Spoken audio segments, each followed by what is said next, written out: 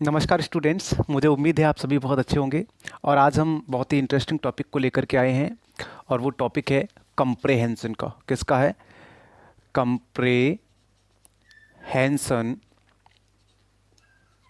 Of unseen passage. किसका है? Unseen passage. ठीक है, मैं आपको एक बात बता दूं, आप किसी भी क्लास के स्टूडेंट हैं, चाहे आप कॉम्पिटिटिव लेवल के स्टूडेंट हैं, मैं कंप्रेहेंशन को इस तरीके से करना सिखाऊंगा, इस तरीके से आपको अनसीन पैसेज को सॉल्व करना सिखाऊंगा कि आप अगर इस पे आधारित अनसीन पैसेज को जल्द से जल्द सॉल्व करना सीख जाएंगे तो डेफिनेटली आपको जहाँ भी आप पैसेज सॉल्व कर रहे हैं, चाहे वो आपका 10th का पैसेज हो, चाहे वो आपका 12th क्लास में हो, चाहे वो आपका कॉम्पिटिटिव लेवल में हो, वो सबके लिए कवर करते हुए मैं पैसेज का टॉपिक लेकर के आया हूँ आपको, और यहाँ पर मैं डिटेल कवर करने वाला हूँ। तो देखिए, पहले यहाँ समझते हैं पैसेज क्या होता है। देखो, पैसेज जब समझ में आएगा तभी समझ में आएगा। देखो, कंप्रेहेंशन जिसको हम बोलते हैं, कंप्रेहेंशन एक प्रकार की समझ होती है। क्या होती है? समझ। क्या होती है? समझ। ठीक है। और अनसीन तो आप जानते ही जानते हो, ऐसी कोई लाइनें या ऐसी ऐसी कोई पंक्तियां जिनको हमने पहले पढ़ा नहीं, पहले देखा नहीं था। ठीक है। अच्छा, पैसेज जो होता है, पैसेज, देखो सबसे महत्वपूर्ण है कि जो चीज़ मेन है हमें उसकी हिंदी पहले समझ लेनी चाहिए। तो पैसेज जो होता है, या तो हम इसको मार्ग बोलते हैं, ठीक है, और या हम इसको एक रास्ता बोलते हैं। ठीक है, क्लियर है बच्चों?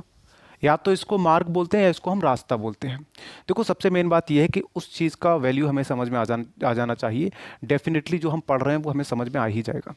तो हम कंप्रेहेंशन को समझते हैं कि कंप्रेहेंशन एक वो रास्ता है जिसको हम समझ के साथ सॉल्व करें। तो समझ के साथ किसी पैसेज या रास्ते को सॉल्व करना ही कॉम्प्रहेंशन होता है। क्लियर है बच्चों? चलिए, हम यहाँ पर पहले इसका इंट्रोडक्शन लेंगे। क्या लेंगे? पहले हम कॉम्प्रहेंशन का इंट्रोडक्शन लेंगे। ठीक है, इंट्रोडक्शन। इसका इंट्रोडक्शन क्या है? देखिए, अगर हमें ये चीज़ें समझ में आ जाएंगी, अगर हमें इसका इंट्रोडक्शन समझ में आ जाए, अगर हमें इस चीज़ के लिए प्रॉपर तरीके से समझ में आ जाए, चूंकि मेरे पास नोट्स हैं और उनसे लेकर के आपको इंट्रोडक्शन इसका लिखवाऊंगा। ठीक है, तो पहले इसका इंट्रोडक्शन है रीडिंग सेक्शन कंपेराइजेस। ठीक है, लिखिए इंट्रोडक्शन। इंट्रोडक्शन क्या है? रीडिंग, ठीक है, रीडिंग सेक्शन, रीडिंग सेक्शन, ठीक। फिर क्या है? Comprises of the unseen, compare, ठीक, comprises of the unseen, of the unseen passage to be comprehended, unseen passage to be, ठीक, आगे मेरे हिसाब से आ जाएगा, ठीक आ जाएगा, टू बी कंप्रेहेंडेड, कंप्रेहेंडेड, ठीक। आगे लिखिए, आगे क्या है? बाय द स्टूडेंट्स, किसके द्वारा? By the students, by the students. देखिए, मैं आपको एक चीज यहां पे क्लियर कर दूं, जब आपको इसकी मीनिंग समझ में आ जाएगी, पैसेज की मीनिंग समझ में आ जाएगी, सॉल्व करना आपको अपने आप में आ जाएगा। क्योंकि पैसेज कहता क्या है पहले तो यही समझना है। Full stop. इसके बाद में आगे है, इसके इंट्रोडक्शन में आगे है कंप्रेहेंशन एम्प्लाइज अ थ्रू। क्या है? Comprehension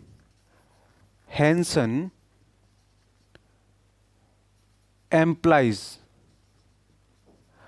a through, a through, implies a through understanding of given passage, through understanding of किसकी? Understanding of a given passage, of a given passage।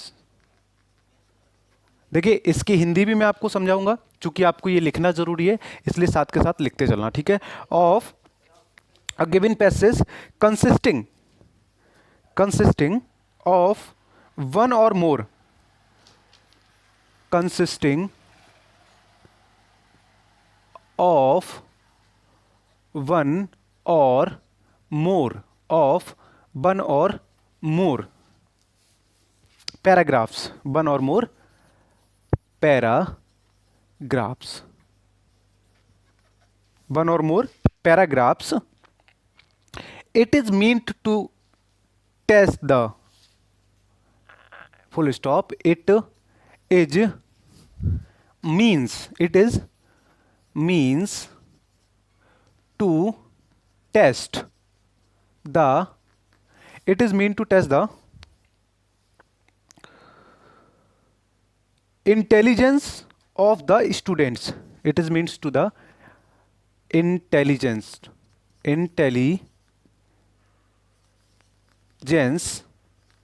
Intelligence, ठीक है, it is mean to the intelligence of the students, of the students, of the students and their way of expressing, and their way of expressing and their way of expressing their thoughts independently, their thoughts independently,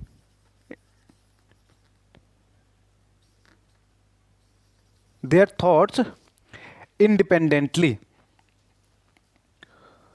about the passage in short, about the passage in short, about the passage in short and precise manner, short, simple and short, simple and in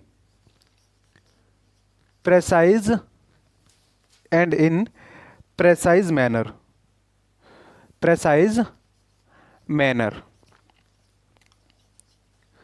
full stop. देखिए आप समझ लीजिए थोड़ा सा, ये तो मैंने अब तक इसकी कहानी लिख दी, चूंकि ये समझना बहुत ज़रूरी है इसलिए मुझे लिखना पड़ा, थोड़ा टाइम लग जाता है बेशक, आपको लिखना है कि कंप्रीहेंशन ऑफ अनसीन पैसेज है क्या। इसका इंट्रोडक्शन पहले समझ लेते हैं कि आखिर इसमें क्या दिया हुआ होता है और क्या वो लोग आपसे समझना चाहते हैं। तो पहले बेसिकली इस चीज़ को थोड़ा सा ध्यान से आपको पढ़ना है, ठीक है। क्या है इसमें, सबसे पहले रीडिंग सेक्शन, जो रीडिंग पोर्शन है, रीडिंग सेक्शन जो है उसमें comprises of the unseen passage to be comprehended, मतलब जो अनसीन पैसेज है वो कंपेराइजेज, कंपेराइजेज का मतलब यहां पे होता है शामिल, क्या होता है, शामिल। इसमें क्या होता है, शामिल होता है अनसीन पैसेज। अनसीन पैसेज का मतलब, पैसेज का मतलब मैंने आपको ऑलरेडी बताया था, रास्ता। मैंने क्या बताया था आपको, रास्ता, रास्ता या फिर कोई मार्ग, ठीक है। कंप्रेहेंडेड, कंप्रेहेंडेड का मतलब होता है समझ गए, किसी भी चीज को समझ जाना। मैंने आपको बता ही दिया, समझ, समझ या फिर समझ जाना, ठीक। तो वो खुद कह रहे हैं कि रीडिंग सेक्शन जो है उसमें शामिल किया गया है अनसीन पैसेज को, जो समझा जाए, जो समझा जाए बाय द स्टूडेंट, स्टूडेंट के द्वारा, ठीक। मतलब या तो ये चीज स्टूडेंट के द्वारा पहले समझी जाए और उसके बाद में समझाई जाए क्वेश्चन के आंसर के थ्रू। तो अनसीन पैसेज क्या होता है कि एक समझ के लिए पैसेज दिया होता है, कुछ लाइनें दी होती हैं जिनको आपको समझना पड़ता है। उसके बाद में कंप्रेहेंशन एम्प्लाइज, क्या है इसमें, कंप्रेहेंशन जो है वो एम्प्लाइज, एम्प्लाइज बोले तो आपको मैंने दिया है यहां पर संकेत, एम्प्लाइज बोले तो यहां पर दिया मैंने संकेत, ठीक है, संकेत। थ्रू अंडरस्टैंडिंग, मतलब जो कंप्रेहेंशन है, मतलब जो समझ है वो एक संकेत है, पूरी समझ का, जितनी हमारी समझ है दिमाग के अंदर उसका एक संकेत है ऑफ गिवन पैसेज, पैसेज जो कि कंसिस्टिंग, कंसिस्टिंग जिसमें शामिल है, कंसिस्टिंग का मतलब होता है जिसमें शामिल है, शामिल है ऑफ वन और मोर देन पैराग्राफ्स, वन और मोर देन कितने, एक या एक से अधिक पैराग्राफ्स। पैराग्राफ्स का मतलब होता है जिनको हम सेक्शन बोलते हैं, अनुच्छेद बोलते हैं, जिनको हम क्या बोलते हैं, अनुच्छेद, क्या बोलते हैं इनको हम, अनुच्छेद। तो समझिए, थोड़ा और समझ लीजिए यहाँ पे ध्यान से। हो सकता है क्लास थोड़ा लंबा हो जाए, कि स्टूडेंट के द्वारा पैसेज को समझना है, और जो समझ है वो एक संकेत है पूरी समझ का हमारी, मतलब जितनी हमने समझ लिया, जो कुछ हमने पैसेज में समझ लिया वो हमारी ही समझ है। और ऑफ गिवन पैसेज, जो पैसेज हमको दिया है, कंसिस्टिंग, जिसमें शामिल है एक और एक से अधिक पैराग्राफ यानी अनुच्छेद। एक और एक से अधिक अनुच्छेद का मतलब होता है पॉइंट बाय पॉइंट जो चीज़ें हम लिखते हैं उसमें एक या एक से अधिक पॉइंट बाय पॉइंट चीज़ें हों, ये पैसेज कहता है। इसके बाद पैसेज में क्या लिखा हुआ है, it is mean to test. इसका मतलब ये कि आपकी टेस्ट करनी है, क्या, इंटेलिजेंस, जिज्ञासा, आपका ज्ञान टेस्ट करना है ऑफ द स्टूडेंट्स का। ये पैसेज में जो आपको देते हैं वो इसलिए देते हैं कि आपका ज्ञान टेस्ट कर सकें, आपके बारे में आपकी कितनी नॉलेज है, आपका कितना ज्ञान है, उसको सीख सके, देख सके कि आप में थोड़ी बहुत नॉलेज है या नहीं है। और and their way of expressing, और उनका जो दर्शाने का या बताने का या समझाने का तरीका है, मतलब आपका जो समझाने का तरीका उसको देखना चाहते हैं ये। देयर थॉट्स, आपके विचारों को देखना चाहते हैं। एंड इंडिपेंडेंटली, जो आप स्वतंत्र रूप से लिखते हैं या स्वतंत्र रूप से बताते हैं अबाउट द पैसेज, जो पैसेज है उसके बारे में। इन शॉर्ट, चाहे तो वो शॉर्ट में हो, एंड सिंपल, चाहे तो वो साधारण हो, और इन प्रेसाइज मैनर। इन प्रेसाइज मैनर का मतलब यहाँ पर हमने बताया ठीक ठाक। प्रेसाइज का मतलब क्या होता है, ठीक ठाक, जो है ठीक ठाक, ठीक है, ठीक मैनर में या सही व्यवहार में, बिल्कुल सही, बिल्कुल स्पष्ट रूप से। तो कहने का मतलब ये पैसेज में क्या समझाते हैं आपको, ये पैसेज में ये कहना चाहते हैं कि जो पैसेज आपको दिया हुआ होता है उसमें आपकी ही समझ आपको लगानी पड़ती है, मतलब अपनी समझ आपको जोड़नी पड़ती है। प्लस आप जो भी आंसर देते हैं उसमें आपकी पूरी अंडरस्टैंडिंग होनी चाहिए कि हाँ मैंने पैसेज पढ़ लिया और मैं जो आंसर दे रहा हूँ वो आंसर सही है या अच्छा है, ठीक है। प्लस आपका ज्ञान टेस्ट करते हैं ये लोग कि आप में इंटेलिजेंस कितना है, इसलिए आपको ये पैसेज देते हैं। एंड जितने भी स्टूडेंट्स हैं उनको जो तरीका है उनका बताने का या समझाने का, क्या उसमें स्वतंत्रता है, क्या किसी का बंदिश तो नहीं है, मतलब आपको समझाने का तरीका वो आपका देखते हैं। एंड आपका जो थॉट्स हैं, आपके जो विचार हैं उनको देखते हैं। और उसके बाद जो आप बता रहे हैं, जो आप समझा रहे हैं, क्या वो शॉर्ट में समझा रहे हैं या बहुत लॉन्ग में समझा रहे हैं, या फिर आप सिंपल भाषा में बता रहे हैं या फिर ठीक ठाक मैनर में बता रहे हैं, नहीं। ये सारी चीज़ें आपकी टेस्ट करने के लिए ये लोग आपको एक पैराग्राफ देते हैं, ये लोग आपको एक पैसेज देते हैं। क्या देते हैं, पैसेज देते हैं। क्लियर है, समझ में आया आपको। तो पैसेज इसलिए आपको मिलता है। जब यहाँ पर इंट्रोडक्शन हो गया इसका, और इंट्रोडक्शन के बाद हमारा दूसरा जो टॉपिक है वो हाईलाइटेड, क्या क्या पॉइंटों को हमको ध्यान रखना चाहिए, जो mind to be noted points हैं, उन mind to be noted points को हम यहाँ पर समझेंगे पहले, ठीक है। Mind to be noted points को देखिए, कंप्रेहेंशन में अभी तक तो हमने इंट्रोडक्शन समझा कि कंप्रेहेंशन का जो पैसेज है आपको क्यों दिया जाता है। अब समझ लेते हैं हम कि इसके इंपॉर्टेंट पॉइंट्स क्या हैं। क्या समझेंगे अब हम, इसके इंपॉर्टेंट पॉइंट्स समझेंगे, ठीक है। इंपॉर्टेंट पॉइंट्स मतलब आप जब पैसेज को सॉल्व करेंगे तो किन किन पॉइंट्स का आपको ध्यान रखना है, और इसके बाद में हम आपको ये भी बताएंगे पैसेज सॉल्व कैसे करना है, वो आपको नेक्स्ट पार्ट मिलेगा। लेकिन उसमें ध्यान क्या क्या रखना है वो हम आपको इस पार्ट में ही बता दे रहे हैं। तो देखो आपको क्या क्या ध्यान में रखना है। 3 पॉइंट है यहाँ पर। पॉइंट नंबर 1 जो कि आपको ध्यान रखना है वो है read the passage thoroughly but quickly. Read the passage, read the passage thoroughly, read the passage thoroughly but quickly. But कैसे, quickly, but quickly. Read the passage thoroughly but quickly मतलब कि जो पैसेज है, आपको जो पैसेज दिया गया है उस पूरे पैसेज को ध्यान से पढ़ना है, लेकिन तेजी से पढ़ना है, मतलब जल्दी पढ़ लेना है।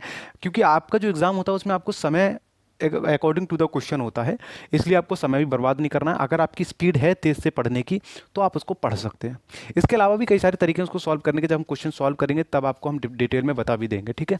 तो चलिए, पहला क्या है कि आपको पूरा पढ़ना है, पूरा थ्रोली बट क्विकली, तेज से पढ़ना है, ठीक है। दूसरा पॉइंट क्या है आपका, दूसरा पॉइंट है आपका the relevant detail should be focused. क्या, the relevant, the relevant detail, the relevant detail should be focused, should be focused। relevant का मतलब होता है संबंधित। क्या होता है, संबंधित या उपयुक्त, संबंधित या फिर उपयुक्त। रिलीवेंट का मतलब होता है संबंधित या फिर उपयुक्त। उपयुक्त मतलब ऐसी जानकारी आपको देनी है, या आपकी जानकारी ऐसी होनी चाहिए जो कि आपको उपयुक्त हो, जिसका हम किसी काम में ले सकें। ऐसा ना हो कि आपका जो पैसेज बोल रहा है उससे अलग ही आप आंसर दे रहे हो। मतलब आंसर आपको वो देना है जो उससे संबंधित आंसर हो, उस पैसेज के क्वेश्चन से संबंधित आंसर हो। उसकी जो डिटेल है शुड बी फोकस्ड, यानी रिलीवेंट डिटेल पे आपको फोकस करना है। किस पे करना है? जो रिलीवेंट डिटेल है उस डिटेल पर आपको ध्यान केंद्रित करना है अपना, ठीक है। जो संबंधित जानकारी है कि क्वेश्चन में अगर पूछा है कि how how will you get success, और आंसर मतलब आंसर आपने दिया कुछ और आपके पैसेज में बताना सोच रहे हैं कुछ और तरीका, तो पहले आपको पैसेज पढ़ करके उसका आंसर देना और रिलीवेंट डिटेल को उसमें भरना है। कहीं ऐसा ना हो जो मर्जी आ रही है उसमें करते चले जा रहे हो, राइट है ना। चलिए, इसके बाद जो तीसरा पॉइंट है, यहाँ तो रिलीवेंट डिटेल पे फोकस कर लिया, तीसरा जो पॉइंट है वो है read the question carefully. Read the question carefully, carefully, I'm sorry, carefully. Read the question carefully so as to provide, so as to provide, so as to provide, so as to provide an appropriate, an appropriate, an appropriate, I'm sorry, appropriate answer, appropriate answer. Try to write the answer in your own word. Try to write the answer in your own words. अब देखो, सबसे ज्यादा important है ये line, सबसे ज्यादा important जो आपको पैसेज सॉल्व करने से पहले ध्यान में रखनी है। क्या करने से पहले आपको ध्यान में रखनी है? पैसेज सॉल्व करने से पहले, ठीक। देखो क्या है इसमें, रीड द क्वेश्चन केयरफुली, मतलब जो उस पैसेज के नीचे क्वेश्चन दिए हैं उनको ध्यानपूर्वक आपको पढ़ना है। कैसे पढ़ना है? बिल्कुल ध्यान से आपको पढ़ना है, और ध्यान से पढ़ने के बाद आपको क्या करना है? सो एज टू प्रोवाइड, उसका आंसर प्राप्त देने के लिए एन एप्रोप्रिएट। एप्रोप्रिएट का मतलब होता है ठीक ठाक, जिसको हमने बोला था, क्या बोला था हमने? ठीक ठाक आंसर आपको प्रोवाइड करना है, ठीक है। ठीक ठाक आंसर को प्रोवाइड करने के लिए आपको उसको केयरफुली पढ़ना है। ठीक ठाक के, या इसको हम ठीक ठाक को उपयुक्त भी बोल सकते हैं। उपयुक्त जैसा हमने यहां पर लिखा, रिलीवेंट और अप्रोप्रिएट एकदम सेम है आंसर, उसका ठीक ठाक आंसर आपको देना है। Try to write in your own words. देखो सबसे इंपॉर्टेंट वर्ड क्या है? Own word. अब यही जो सब कुछ पैसेज में आपको सिखाया जाता है वो यही सिखाया जाता है कि आपको जिस भी पैसेज के क्वेश्चन का आंसर देना है वो आपकी अपनी भाषा में होना चाहिए, तब आपको उसके पूरे पूरे नंबर मिलते हैं। अगर आपका पैसेज टिक मार्क के आधार पर दिया है उसका क्वेश्चन का आंसर, तो आप टिक मार्क करेंगे रिलीवेंट जानकारी को। अगर आपके पैसेज के क्वेश्चन के आंसर को आपको लिखना पड़ रहा है तो कोशिश करिए कि क्वेश्चन को तो आप खुद पढ़िए, पैसेज को भी आप खुद से पढ़िए, और आंसर जो दीजिए तो उसमें कुछ शब्द पैसेज के हों और कुछ हमारी तरफ से जोड़ करके एक रिलीवेंट जानकारी को उसमें दिया गया हो। अगर हम सही जानकारी क्वेश्चन के आंसर में प्रोवाइड करेंगे तो जो पैसेज है उसका आंसर भी हमको बहुत ही अच्छा और सही, सरल और सुगम मिलेगा, और उसके नंबर भी हमारे लिए बहुत ही मेहनत के और अच्छे नंबर भी मिलेंगे। तो कुल मिलाकर के ये था इंट्रोडक्शन पैसेज का, कि पैसेज में आपको क्या दिया जाता है, क्यों दिया जाता है। लेकिन जब करते हैं पैसेज को सॉल्व तो ये 3 पॉइंट आपको ध्यान रखने हैं, रिवाइज कर दे रहा हूं। पहला पॉइंट के पैसेज को पढ़ना है लेकिन तेजी से पूरा पैसेज पढ़ना है। दूसरा पॉइंट, पैसेज में जो जानकारी है रिलीवेंट, उपयुक्त या सही जानकारी जो है उस जानकारी पे आपको ज़्यादा ध्यान देना है।